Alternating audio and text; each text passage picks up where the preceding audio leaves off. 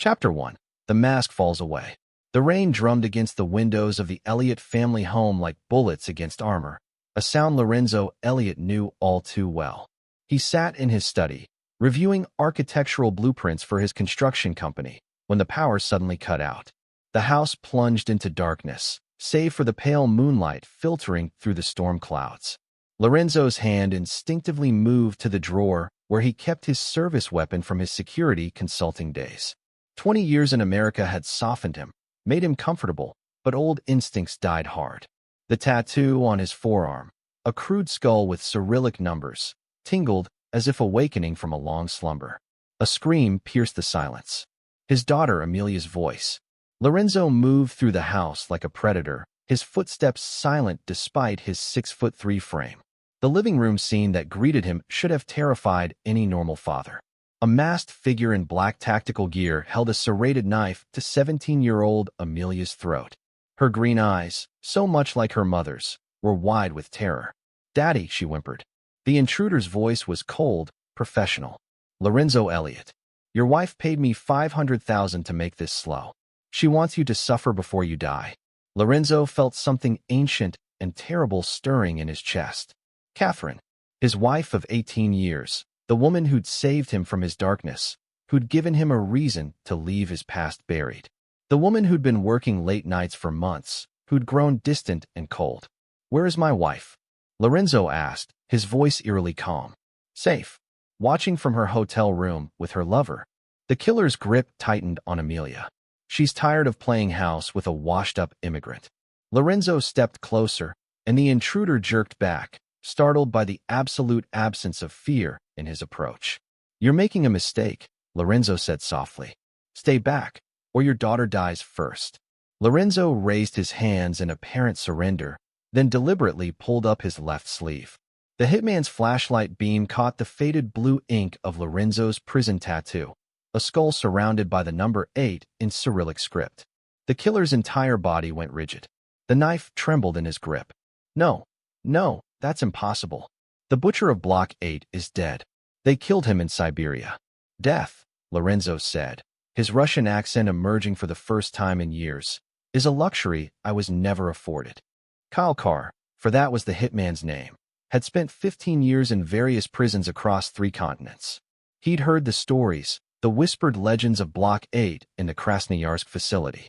How one man had systematically eliminated every rival gang leader, every corrupt guard, every inmate who'd crossed him. How he'd carved his way to absolute power with nothing but his bare hands and an iron will. Kyle's phone buzzed. A text from Catherine Elliott. "Status update. Eliminate daughter 2 if necessary." The hitman read the message aloud, his voice shaking. "Your wife? She wants me to kill your daughter too."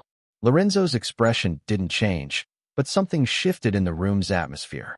The temperature seemed to drop 10 degrees. "Kyle Carr," he said, and the hitman gasped. "Yes, I know who you are. Detroit enforcer, fell out of favor with the Moretus. Catherine hired you through Marcus Webb's network." "How do you?" "Because I've been watching her for months. I know about Derek Maddox. I know about the life insurance policy she tripled 6 months ago. I know about the divorce papers she hasn't filed yet because she thinks a widow's inheritance is better than alimony." Kyle's hand was shaking now. The stories said the butcher could smell lies, could read men's souls. They said he never forgot a face, never forgave a betrayal. "You have 2 choices," Lorenzo continued. "Leave now, and I'll pretend this never happened. Or continue with your contract, and discover why they call me the butcher." Kyle looked at Amelia, then at Lorenzo. The girl was beautiful, innocent. But the man was death incarnate wearing a suburban father's mask. The knife clattered to the floor. "Smart choice," Lorenzo said.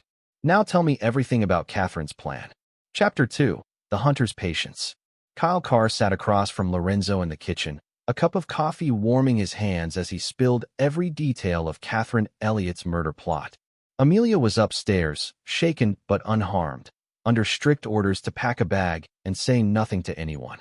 "She contacted Marcus Webb's people 3 weeks ago," Kyle explained, glancing nervously at Lorenzo's calm expression. "Said she needed her husband eliminated, made to look like a home invasion. The payment was $50,000 up front, $450 on completion." Lorenzo absorbed this information without visible emotion, But inside, something ancient and methodical was calculating moves and countermoves. And Derek Maddox? Finance executive at Meridian Bank. 42, divorced, no kids. He's been pressing her to speed things up. Apparently, he's got some investment opportunity that needs both their money. The life insurance? 1.5 million. She figured with your construction company and the house, she'd walk away with close to 3 million total. Lorenzo stood and walked to the window, watching Kyle's reflection in the glass. The hitman was telling the truth. Fear had a way of making men honest. 20 years ago, Lorenzo would have simply killed him. But America had changed him, or so he'd thought. There's something else, Kyle said quietly. Your daughter, she knows. Lorenzo turned slowly. Knows what? About her mother's affair. She caught them at the Marriott downtown 2 weeks ago. She's been protecting you, trying to figure out how to tell you. The revelation hit Lorenzo like a physical blow. Amelia had been carrying this burden alone, trying to shield him from the truth. His brilliant, beautiful daughter who'd inherited his strategic mind and Catherine's fierce loyalty. Except Catherine had betrayed them both. Where are they now? Presidential suite at the Meridian Hotel. Catherine thinks you'll be dead by midnight. Maddox is probably celebrating early. Lorenzo was quiet for a long moment, his mind working through possibilities. Then he smiled, and Kyle felt his blood turn to ice water. It wasn't a human expression. I want you to complete your contract, Lorenzo said. Kyle nearly dropped his coffee cup. What? Call Catherine. Tell her the job is done. Tell her I fought, that it was messy, but that both Amelia and I are dead. Make her believe it. But why? Because, Kyle, you're going to help me teach my wife and her lover a lesson about the cost of betrayal. Lorenzo opened a drawer and pulled out a thick manila envelope. Inside were photographs, financial records, surveillance reports, evidence of an investigation that had been running for months. Kyle's eyes widened as he realized the scope of what he was seeing. You knew, Kyle breathed. You've known all along. I suspected when she started working late 6 months ago. I confirmed it when she hired a divorce attorney she thought I didn't know about. I've been gathering evidence ever since. Lorenzo's voice was matter of fact, as if discussing the weather. But I needed to know how far she was willing to go. And now you know. Now I know she's willing to murder her own daughter to get what she wants. Lorenzo's eyes went cold. That crosses a line that can never be uncrossed. Kyle studied the man across from him. This wasn't the suburban contractor he'd been hired to kill. This was something else entirely. A predator who'd been pretending to be prey. What do you want me to do? Make the call. Then we're going to pay my wife and her lover a visit. But first, we need to set the stage. Lorenzo pulled out his phone and made a call. Marcus? It's Elliot. I need a favor. Yes, the old kind. 2 hours? Perfect. He hung up and looked at Kyle. Ever heard of Marcus Webb? Of course. Runs half the underground in this city. He owes me 3 life debts from the old days. Tonight, he starts paying them back. Kyle was beginning to understand that he'd stumbled into something far bigger than a simple murder for hire. What happened in that prison? Lorenzo was silent for a moment, then rolled up both sleeves. Kyle could see more tattoos now. Crude prison art that told a story of violence and survival. A spider web on the elbow, meaning he'd killed in prison. Stars on the shoulders, marking him as a thief with authority. And on his chest, partially visible beneath his shirt, the distinctive 8-pointed star that marked him as a Vorvi Zakwan, a thief-in-law, untouchable royalty in the Russian underworld. I was 25 when the Soviet Union fell, Lorenzo said quietly. I was many things, soldier, enforcer, survivor.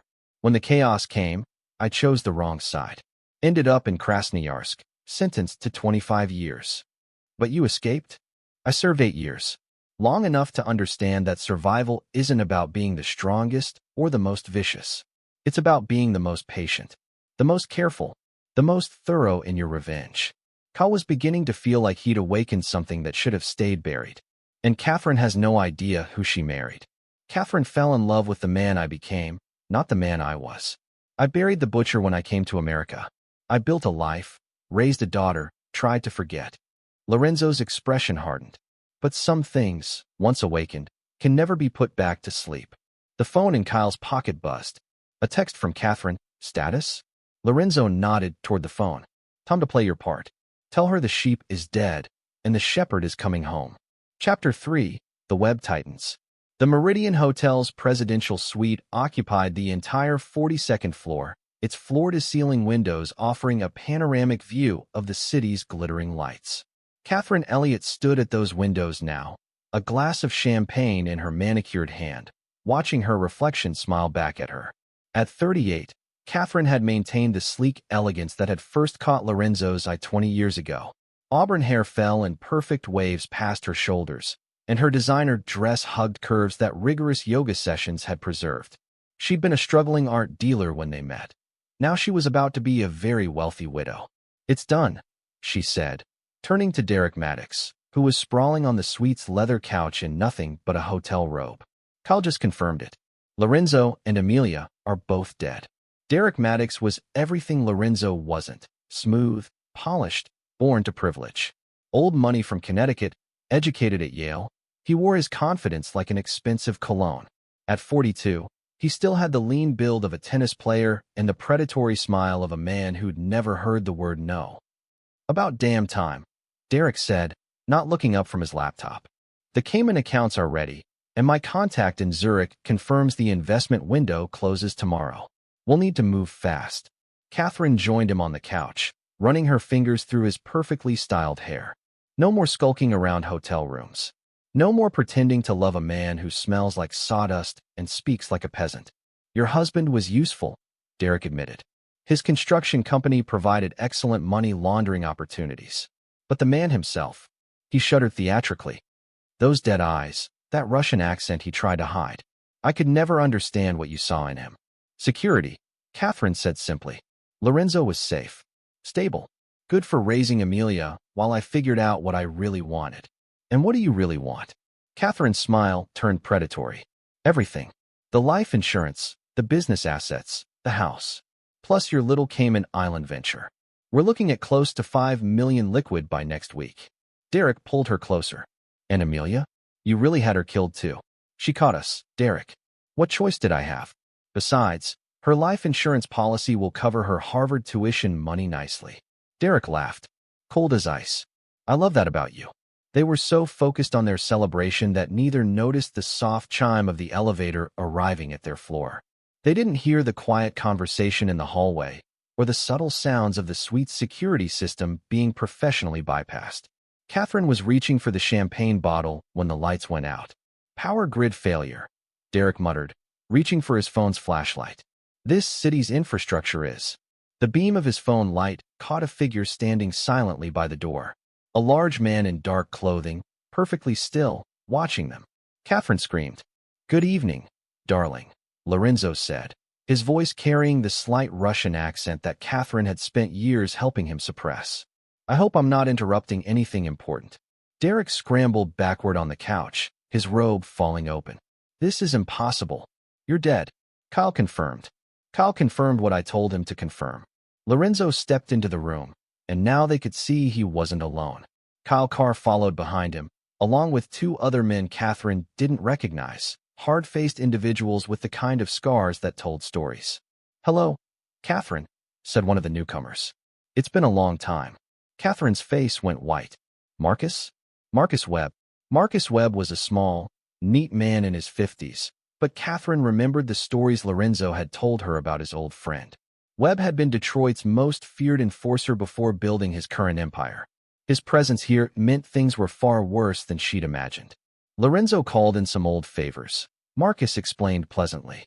Something about teaching respect to ungrateful family members. Derek finally found his voice. "Now listen here, this is kidnapping. I'll have all of you arrested. Do you know who I am?" "Derek Maddox," Lorenzo said, consulting his phone as if reading from a script. "Son of Richard Maddox, federal judge, Yale graduate, Meridian Bank vice president. Cocaine habit you think nobody knows about. Gambling debts to the Torino family totaling $800,000. Derek's confidence evaporated. "How do you?" "I know everything about you, Derek. I know about the accounts in the Caymans.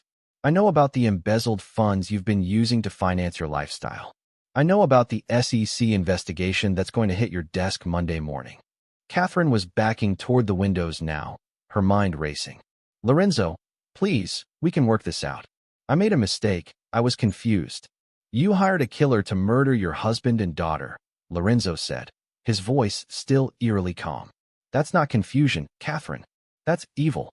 The money, we can split it. The insurance, the business, everything. Lorenzo looked at Marcus, who shrugged. She really doesn't understand, does she? Understand what? Catherine demanded. That this was never about money, Lorenzo replied. This is about justice. Russian justice. He pulled out his phone and showed her the screen. A live video feed of Amelia, safe and sound, sitting in what looked like a secure location with 2 female guards. Our daughter is alive and well, Lorenzo said. She's been watching everything through hidden cameras I had Kyle install in this room. Say hello to Mommy, sweetheart. Amelia's voice came through the phone's speaker, cold and clear. Hello, Mother. I want you to know I heard every word. About wanting me dead. About calling Daddy a peasant. About everything. Catherine sank into a chair, the full scope of her situation finally hitting her. This is entrapment. It won't hold up in court. Court.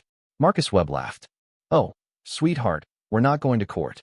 Derek made a desperate lunge for the suite's door, but one of Webb's men casually clotheslined him, sending him sprawling across the marble floor.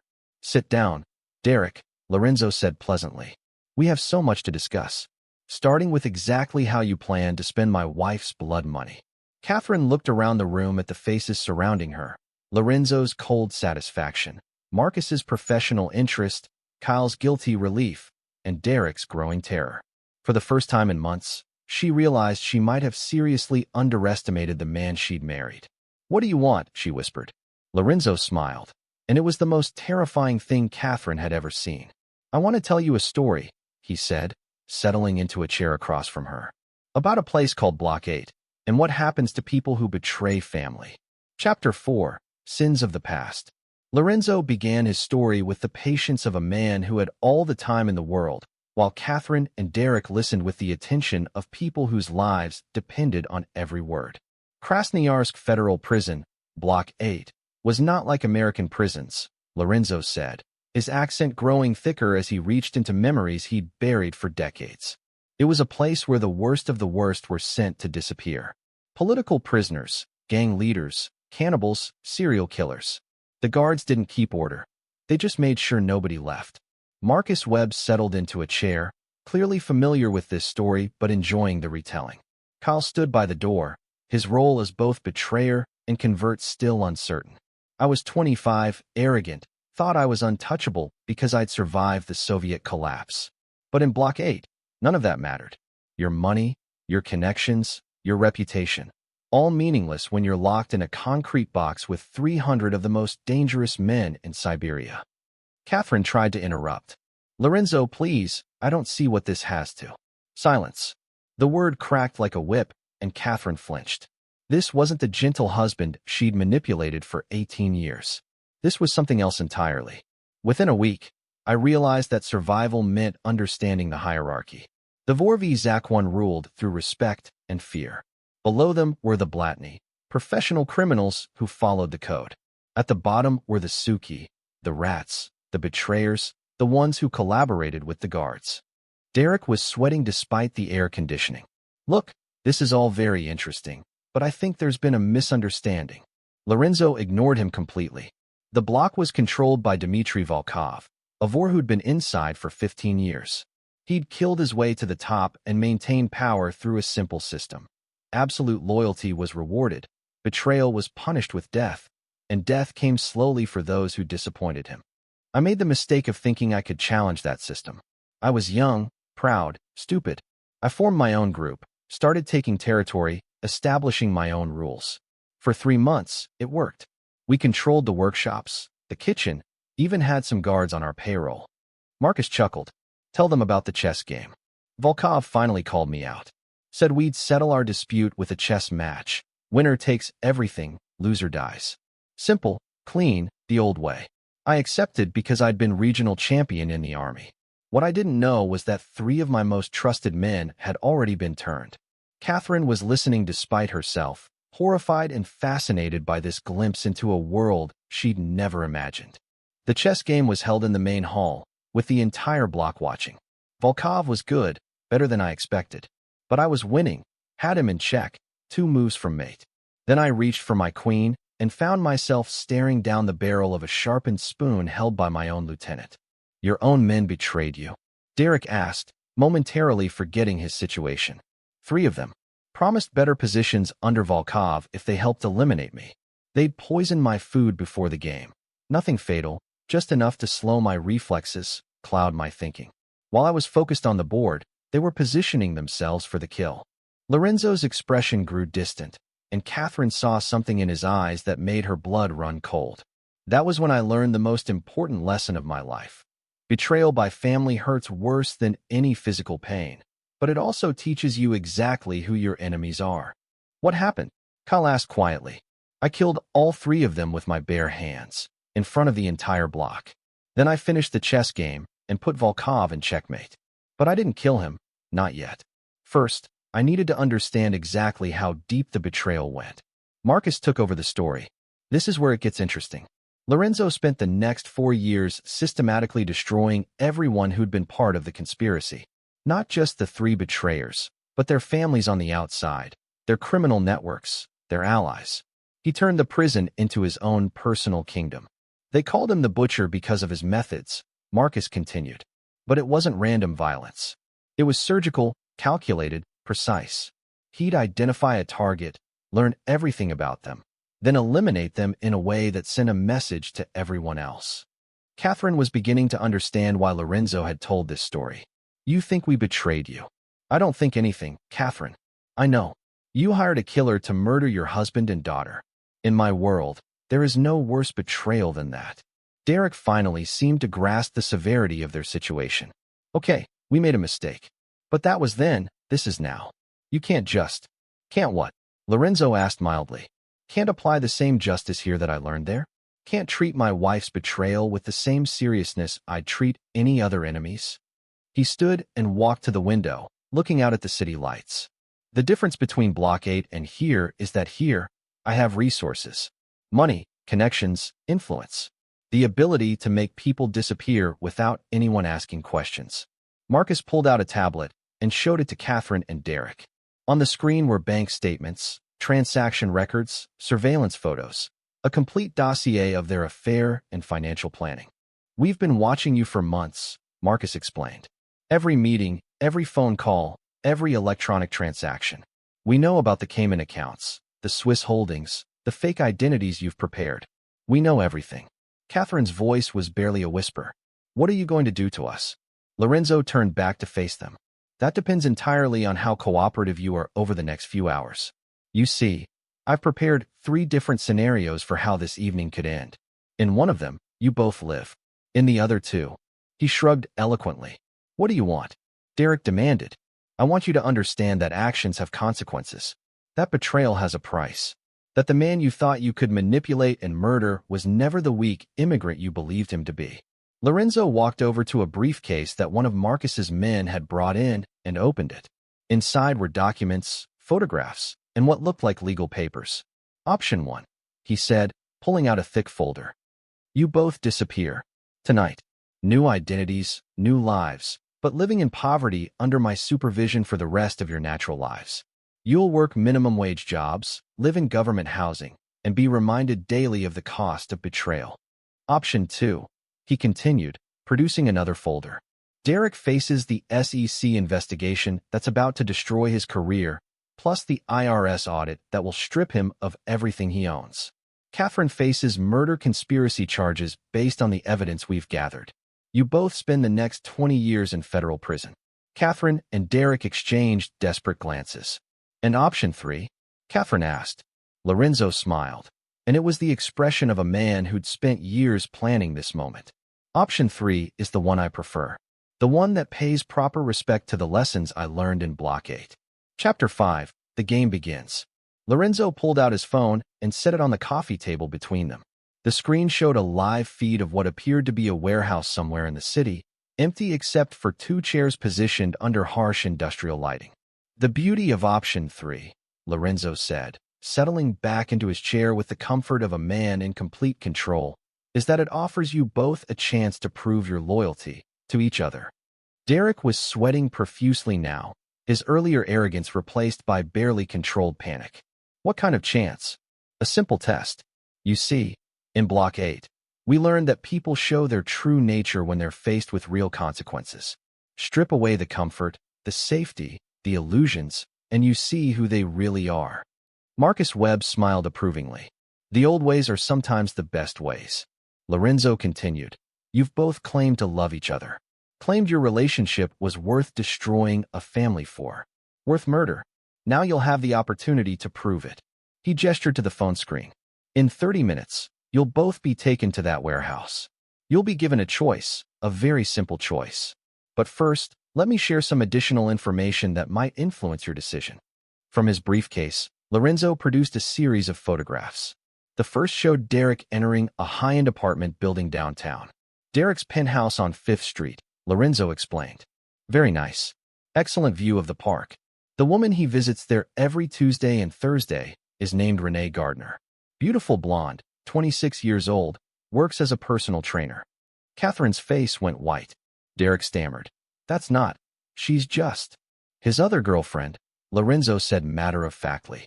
The one he's been promising to marry once his business arrangement with you is concluded.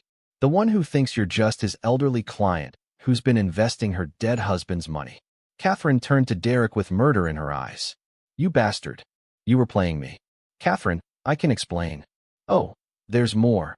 Lorenzo interrupted, enjoying the moment. He produced another set of photos.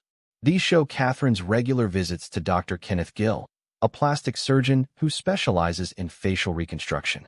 The consultations began 3 months ago, right around the time the life insurance policy was increased. Derek stared at the photos in disbelief. You were planning to change your face? Why would you? His eyes widened with understanding. You were going to disappear with the money. Leave me holding the bag for the murder. They're both sociopaths, Marcus observed clinically. Incapable of genuine loyalty to anyone but themselves. Makes this much more interesting.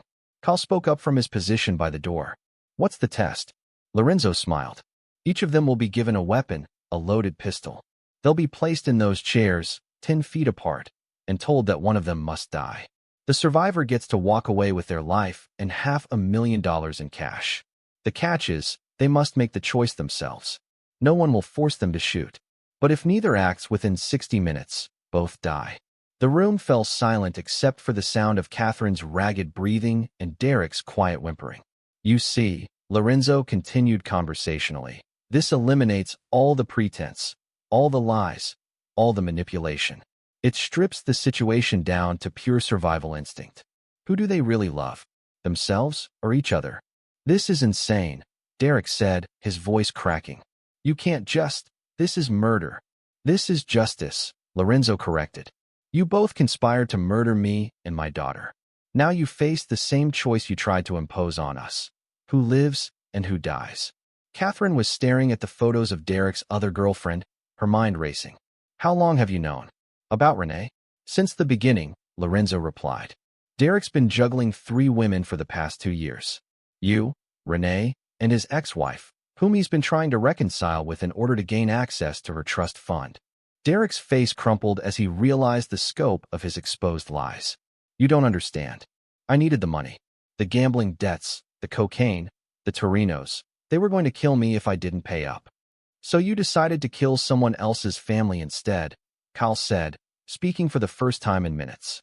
Real noble. Marcus checked his watch. 25 minutes until transport. Might be a good time to say your goodbyes. Catherine was no longer looking at Derek. Instead, she was studying Lorenzo with the calculating gaze of a woman trying to find an angle, any angle, that might save her life. Lorenzo, she said, her voice taking on the honeyed tone she'd used to manipulate him for years. We have a daughter together. Amelia needs her mother. You can't seriously be considering. Amelia, Lorenzo interrupted, has been watching this entire conversation through the surveillance system. She specifically requested that I give you this message. He held up his phone, and Amelia's voice filled the room, clear and cold. Mother, I stopped needing you the day I caught you with Derek. I stopped loving you the day I heard you order my death. Whatever happens to you now, you brought on yourself. Don't you dare use my name to try to save yourself. Catherine collapsed back into her chair as if she'd been struck. Her own daughter, the child she'd carried for 9 months, raised for 17 years, had just disowned her completely. Derek made one last desperate attempt. The money. All the money we've been planning for. You could have it all. Just let us go, and you'll never see us again. Lorenzo laughed, a sound devoid of any warmth or humor. Derek, you still don't understand. This was never about money. This was about respect, about consequences, about teaching the world that some things are sacred and cannot be violated without payment. Marcus's men moved forward, and Catherine realized that their time for bargaining was over. Marcus, Lorenzo said, standing up, please escort our guests to their final performance. Make sure they understand the rules clearly. As they were led toward the door, Catherine turned back one last time. Lorenzo, please. I'll do anything. I'll disappear. I'll sign over everything. You'll face the consequences of your choices, Lorenzo said quietly. Just like I faced mine in Block 8. The difference is, I survived because I never betrayed my family. The door closed behind them, leaving Lorenzo alone with Kyle. What happens if they both choose not to shoot? Kyle asked. Lorenzo was quiet for a moment, looking out at the city lights. Then they'll have learned something about loyalty that I never did. And maybe, just maybe, they'll deserve a different kind of justice. But from his tone, Kyle could tell that Lorenzo didn't expect that outcome. Chapter 6. The Final Performance. The warehouse sat in an industrial district 20 minutes from downtown, surrounded by empty lots and abandoned buildings. Marcus Webb had chosen it carefully. No neighbors, no witnesses, and soundproof walls that could contain whatever happened inside. Catherine and Derek sat in the metal chairs under the harsh spotlight, their wrists zip-tied to the armrests. Between them, on a small table, lay two identical pistols. A voice came through speakers mounted in the ceiling, Lorenzo's voice, calm and precise. The rules are simple, he said. One of you must die within the next hour. The survivor will be released with $500,000 and a new identity. If neither of you acts, both will die. Catherine tested her restraints, but Marcus's men had done their work well. The zip ties were tight enough to prevent escape, but loose enough to allow her to reach one of the weapons if she chose to. This is insane, Derek muttered for the 100th time. He's lost his mind. People don't just do things like this. People like Lorenzo do, Catherine replied, her voice hollow. She was thinking about Amelia's message, about 18 years of marriage that had apparently been built on lies and misunderstanding. I never knew who I really married. Derek was staring at the pistols. We don't have to play his game. If we both refuse to participate, maybe he'll see reason. Derek, Catherine said quietly, shut up and listen to me. Really listen. This isn't a game to him. This is justice, Russian style. He's not bluffing, and he's not going to change his mind. So what do you suggest? That one of us actually. I suggest you think very carefully about what you want your last hour on Earth to look like. The warehouse fell silent except for the hum of industrial lighting and their own breathing. Both of them were thinking, calculating, trying to find an angle that didn't exist. Derek spoke first. The photos he showed us. About Renee, about the plastic surgery. I want you to know. I don't care, Catherine interrupted. I was lying to you too. The whole thing, from the beginning. You were just a convenient tool to get rid of Lorenzo, so I could access his money. Derek stared at her. What about all those things you said? About loving me? About building a life together? What about your promises to Renee? What about leading me to believe I was the only one? Catherine laughed bitterly. We're both liars, Derek. The difference is, I'm better at it. They sat in silence for several more minutes, each lost in their own thoughts. Finally, Derek said, we could make a pact. If we're both going to die anyway, at least we could go out together. Refuse to give him what he wants. Catherine considered this.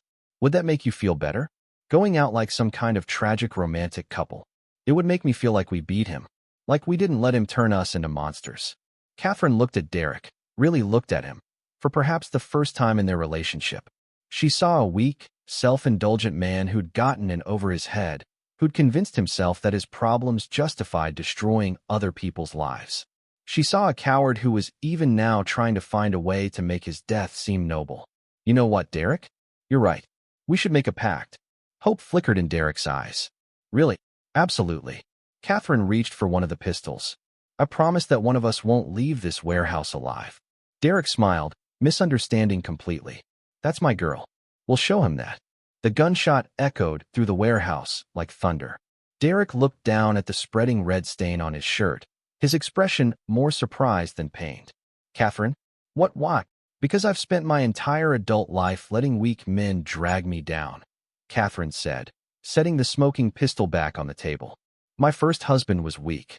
You're weak. I'm tired of weak men. Derek slumped forward in his chair, his breathing shallow. But, I thought, we had a pact. We did. I promised one of us wouldn't leave here alive.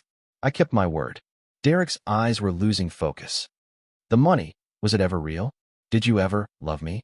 Catherine considered the question seriously. No, Derek. I don't think I've ever loved anyone except myself. And maybe Amelia, before she turned against me. Derek died with a confused expression on his face, still trying to understand how thoroughly he'd been played. Catherine sat back in her chair and spoke to the ceiling. Lorenzo? I know you're watching. I've fulfilled your test. Derek is dead. I'd like my money now, please. Lorenzo's voice came through the speakers, and she could hear the smile in it. Well done, Catherine.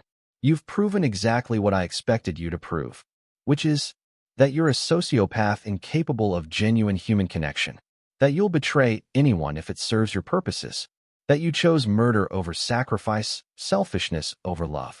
Catherine felt a chill run down her spine. But I won. I passed your test.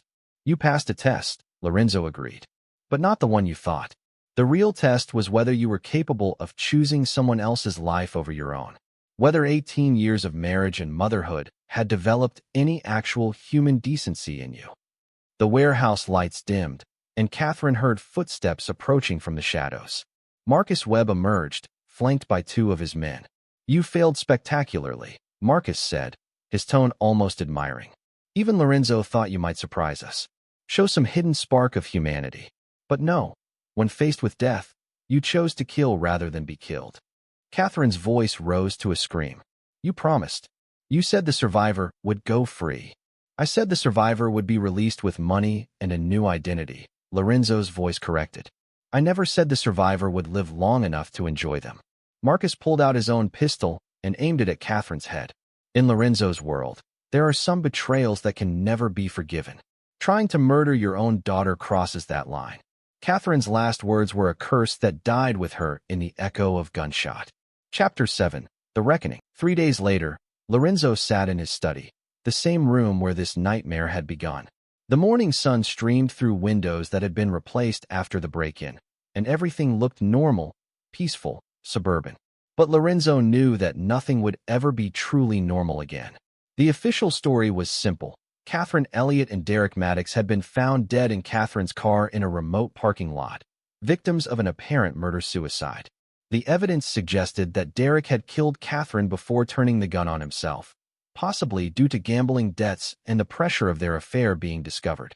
The police investigation had been perfunctory at best. Detective Paula Lambert, who caught the case, found the evidence straightforward. Derek's gambling problems were well documented, Catherine's life insurance policies provided clear motive, and the murder weapon was registered to Derek. Case closed within 48 hours. What the detective didn't know was that Marcus Webb had friends throughout the police department, that evidence could be planted as easily as it could be found, and that some stories were accepted because they were convenient rather than because they were true. Amelia entered the study carrying 2 cups of coffee. At 17, she looked older than her years, the events of the past week having stripped away the last remnants of childhood innocence. She handed 1 cup to her father and settled into the chair across from his desk. Any regrets? She asked quietly. Lorenzo considered the question seriously. About your mother? No. She made her choices, and they led to their logical conclusion. About you having to witness it? Yes. You're too young to carry that kind of knowledge. I'm not too young anymore, Amelia replied. I stopped being young the night I caught her with Derek. I stopped being a child when I heard her order my death. They sat in comfortable silence for several minutes, both lost in their own thoughts. Finally, Amelia spoke again. Kyle stopped by yesterday while you were out. He wanted to thank you for giving him a chance to make things right. Kyle is a professional. He was hired to do a job, and he did it according to the parameters he was given. When those parameters changed, he adapted. I can respect that. He also wanted to know if you needed any ongoing services. Lorenzo smiled slightly. Kyle is discovering that the world looks different when you work for someone who values loyalty over fear. It's an education process. And Marcus? Marcus and I settled our accounts. 3 life debts, paid in full. We're even now. Amelia nodded, then pulled out a thick envelope from her backpack. The insurance company called. They're releasing the funds from Mom's policy. $2 million. Lorenzo didn't touch the envelope. I don't want that money. I figured you'd say that. I've already spoken with a lawyer about setting up a scholarship fund in your name. Full rides for disadvantaged kids who want to study construction management or engineering. The Lorenzo Elliott Foundation. Use your mother's name, Lorenzo said quietly. The Catherine Elliott Memorial Scholarship. Let some good come from her death, even if none came from her life.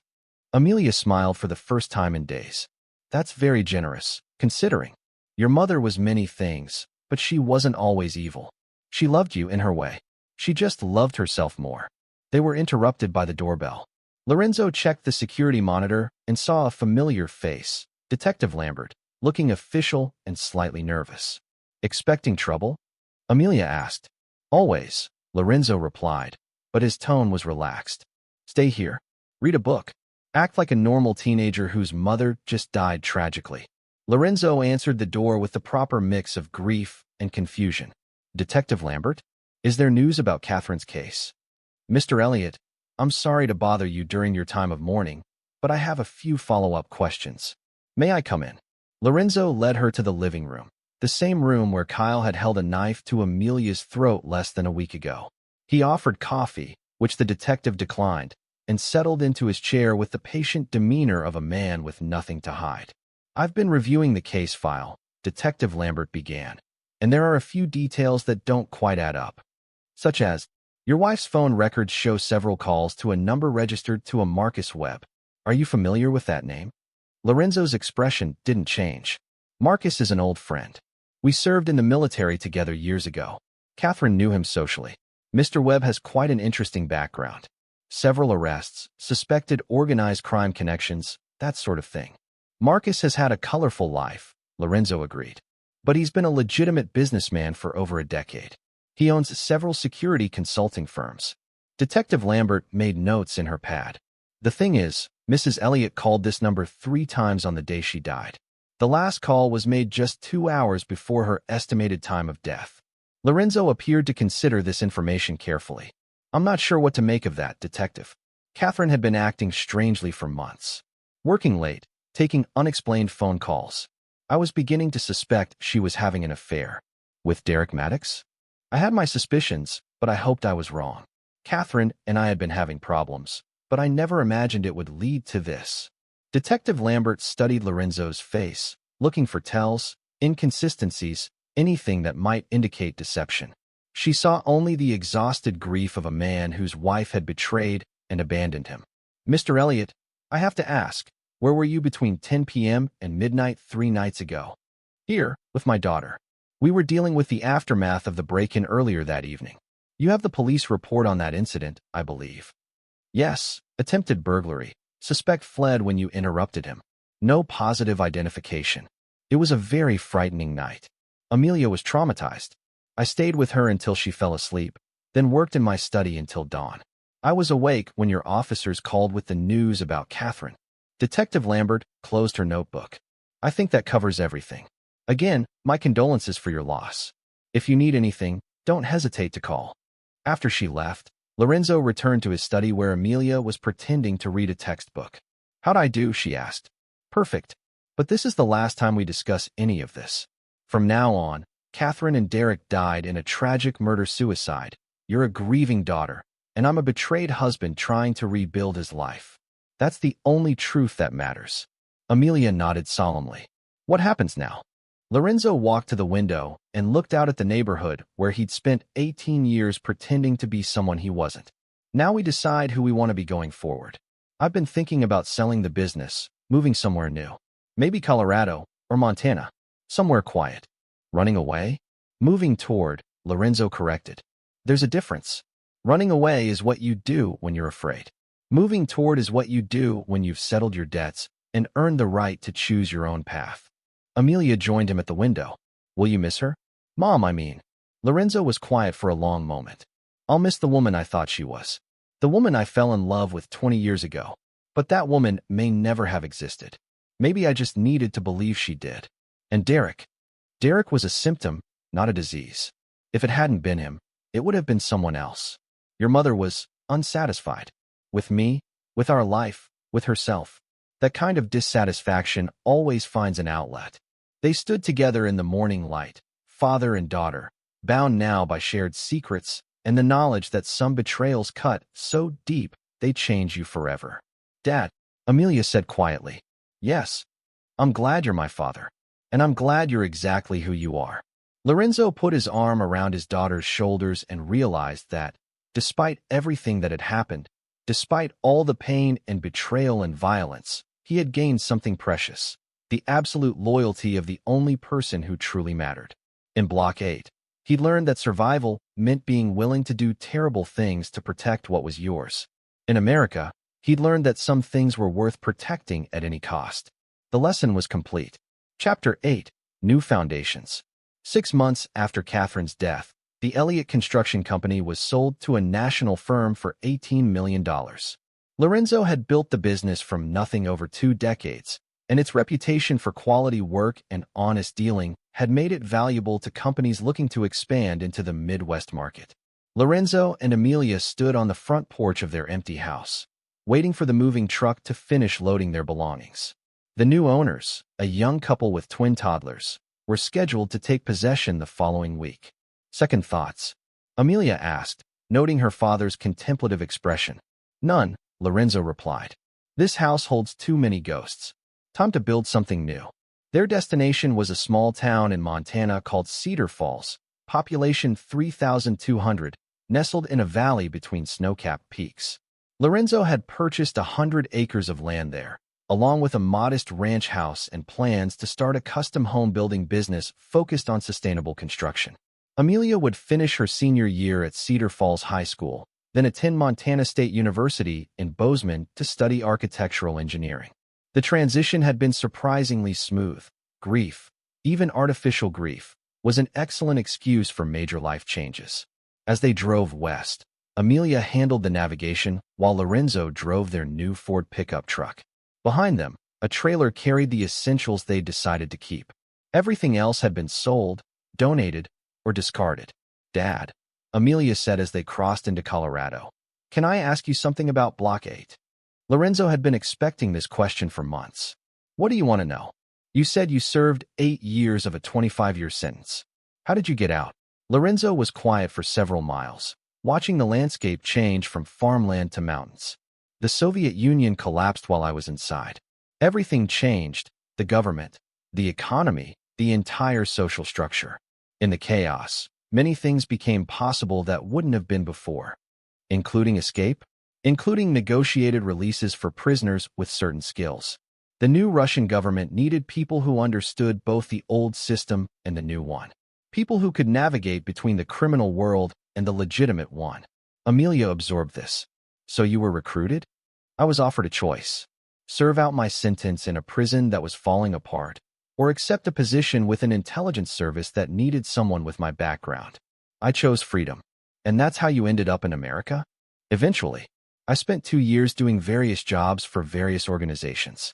Then I was given new papers, a new identity, and a ticket to Detroit. The understanding was that I would disappear completely. No contact with my old life. No return to criminal activity, no drawing attention to myself. And you kept that agreement for 20 years. Until someone threatened my family. That changed the equation. They stopped for lunch in Denver, at a small diner that reminded Lorenzo of the kind of place where he'd eaten his first American meal decades ago. The food was simple, honest, uncomplicated. Everything his life had been for the past 18 years. Kyle called yesterday. Amelia mentioned as they shared a piece of apple pie. He wanted to update you on his new employment situation. Lorenzo raised an eyebrow. Oh, apparently Marcus offered him a permanent position with the security consulting firm. Kyle said to tell you he's learning to appreciate the value of working for people who honor their commitments. Kyle is a quick study. He'll do well with Marcus. He also said to tell you that all loose ends have been tied up. Detective Lambert closed the case permanently last week. Lorenzo nodded. He'd expected as much. Marcus Webb was thorough in his work, and loose ends were bad for business in their line of work. Any regrets about Kyle? Amelia asked. You could have killed him that first night. Kyle was doing a job he thought was legitimate. When he learned otherwise, he made the right choice. Killing him would have been wasteful. And if he'd made the wrong choice? Lorenzo's expression didn't change. Then he wouldn't have lived to work for Marcus. They finished their lunch and continued west, the mountains growing larger and more impressive with each mile. Amelia dozed in the passenger seat while Lorenzo drove, lost in his own thoughts. He thought about Catherine, about the woman he'd loved and the woman she'd actually been. About Derek, who died still not understanding the forces he'd set in motion. About the choices that had led him from a Siberian prison to a Montana ranch, and all the blood and betrayal along the way. Mostly, he thought about Amelia, about the daughter who'd faced the worst side of human nature and emerged stronger rather than broken. She was his true legacy, his redemption, the proof that some good could come from even the darkest beginnings. As the sun set behind the Rockies, Lorenzo Elliott, former prisoner, former enforcer, former suburban contractor, drove toward his new life with the satisfaction of a man whose debts were paid and whose conscience was clear. In his rearview mirror, the past grew smaller and smaller until it finally disappeared entirely. Chapter 9: Blood and Reckoning. 1 year later, Lorenzo was building a custom home for a retired federal judge when the past came calling in the form of a black sedan with diplomatic plates. He was working alone that morning, installing hardwood flooring in what would be the judge's library, when he sensed movement outside. Old instincts never died, and the sudden silence of birds was a warning he'd learned to heed decades ago. Lorenzo set down his nail gun and walked to the window. 2 men in expensive suits stood by the sedan, their posture and positioning identifying them as professionals long before he could see their faces. One was tall and lean with Slavic features, the other shorter and broader with the scars of someone who'd seen real violence. They weren't here for the judge. Lorenzo opened the front door before they could knock. "Gentlemen, I assume you're not here about the contractor work." The taller man smiled, but it didn't reach his eyes. "Lorenzo Dmitrievich Volkov, you've been difficult to find." The use of his old name, his real name, confirmed what Lorenzo had already suspected. These weren't federal agents or local law enforcement. These were ghosts from the world he'd left behind. "I think you have me confused with someone else," Lorenzo said calmly. "My name is Lorenzo Elliott, and I'm a residential contractor." "Of course you are," the shorter man said in accented English. "Just as I am Alexei Petrov, cultural attaché to the Russian consulate. We're all playing roles, yes?" Lorenzo studied the men carefully. The tall one carried himself like government, probably SVR or one of its successor agencies. The shorter one had the unmistakable bearing of a vor, a professional criminal of the old school. "If you're looking for someone from the old days, you're wasting your time," Lorenzo said. "That person died in Siberia 25 years ago." "Did he?" Alexei pulled out a tablet and showed Lorenzo surveillance photos. Images of Catherine's death scene, Marcus Webb's warehouse, Kyle Carr entering the Meridian Hotel. Because these pictures suggest otherwise. Lorenzo felt a familiar coldness settle in his chest, the same feeling he'd had in Blockade, when someone needed to be reminded of the natural order. "You've been watching me. For some time, yes. Your methods in eliminating your wife and her lover were instructive, very much in the style of the old butcher of Blockade." The tall man stepped forward. "My superiors have a proposition for you, Mr. Volkov. A chance to come home, to reclaim your proper place in the new order." "And if I'm not interested?" Alexei shrugged.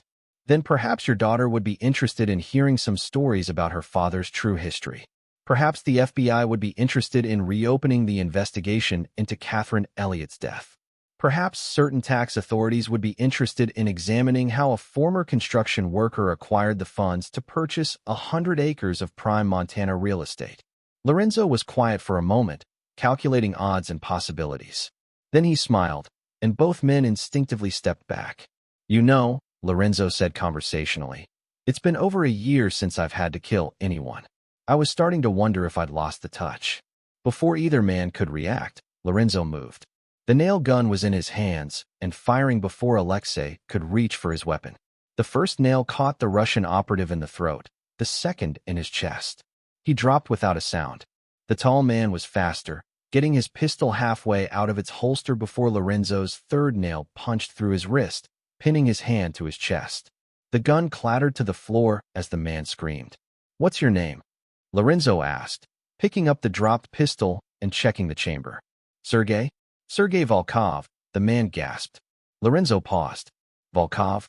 Related to Dmitry Volkov from Block 8. My uncle. He said you were dead. He said he killed you personally. Your uncle was a liar and a coward who died begging for mercy in a Krasnoyarsk storage room, Lorenzo said matter-of-factly. But that's ancient history. The question now is what to do with you. Sergei was bleeding heavily from his wrist, but his eyes were sharp with intelligence and fear. You can't just kill a Russian intelligence officer. There will be consequences. There are always consequences, Lorenzo agreed. The trick is making sure they fall on the right people. He pulled out his phone and made a call. Marcus? It's Lorenzo. I need a cleanup crew at the Henderson construction site. Yes, 2 packages. No, one's still breathing. I want him delivered to the consulate in a box with a bow on it. Lorenzo hung up and looked down at Sergei. Here's what's going to happen. You're going to go back to Moscow and tell whoever sent you that Lorenzo Dmitrievich Volkov is dead. He died in a construction accident in Montana. Very tragic, very final. Lorenzo Elliott, on the other hand, is a retired businessman who values his privacy and has the resources to maintain it. And if they don't accept that, then they'll learn why the butcher of Block 8 was never actually imprisoned. He was just temporarily contained. There's a difference. 20 minutes later, Marcus Webb arrived with a van and 3 men. They worked with professional efficiency, wrapping Alexei's body in plastic and loading Sergei, now unconscious from blood loss, into a shipping crate that would be delivered to the Russian consulate with a note explaining that this was the only warning they would receive. You know this won't end here, Marcus said as they finished cleaning up. They'll be back. Maybe, Lorenzo agreed. But they'll think twice about threatening my daughter. And next time, I won't leave survivors. That evening, Lorenzo sat on his porch with Amelia, watching the sun set over the Montana peaks. She was reading acceptance letters from various colleges, her grades and test scores having opened doors to schools across the country. MIT made an interesting offer, she said without looking up from the papers. Full scholarship plus a research assistant position with their sustainable architecture program. That's a long way from Montana. About as far as you can get and still be in America, she agreed. But they're doing cutting-edge work on environmental design integration. It's exactly what I want to study. Lorenzo was quiet for a moment. The question is whether you feel safe being that far from home. Amelia looked up from her letters. Dad, are we going to have problems from your past? I took care of the immediate problem this morning, Lorenzo said carefully. But there may be others. Men like me make enemies that last generations. Men like you also have friends who last generations, Amelia pointed out. Marcus, Kyle, probably others I don't know about. And men like you teach their daughters to be strong enough to handle whatever comes. Lorenzo smiled. You're not worried? I'm terrified, Amelia said honestly. But I'm also proud. My father is a man who protects his family no matter what the cost, who honors his commitments and punishes those who betray trust. In a world full of weak men and meaningless promises, that's something to be proud of. She set down her acceptance letters and looked directly at her father. MIT it is. But I want to come home for Christmas, and I want to know that home will still be here when I do. It will be, Lorenzo promised. Whatever it takes, it will be. As darkness fell over the valley, Lorenzo Elliott sat with his daughter and planned for a future that would be built on the foundation of his past, violent, unforgiving, but absolutely loyal to those who deserved it. In the distance, coyotes called to each other across the mountains, their voices carrying ancient songs of survival and strength. Lorenzo listened to them and smiled, knowing that some truths never changed, no matter how far you traveled or how much time passed. The butcher of Block 8 was dead, just as he'd told Sergei Volkov. But the man who'd replaced him, husband, father, protector, was very much alive, and infinitely more dangerous because now he had something worth killing for. The past was settled. The future was secure. And in between, there was peace, bought and paid for with blood and honor. It was enough. This is where our story comes to an end. Share your thoughts in the comments section. Thanks for your time. If you enjoy this story, please subscribe to this channel. Click on the video you see on the screen, and I will see you there.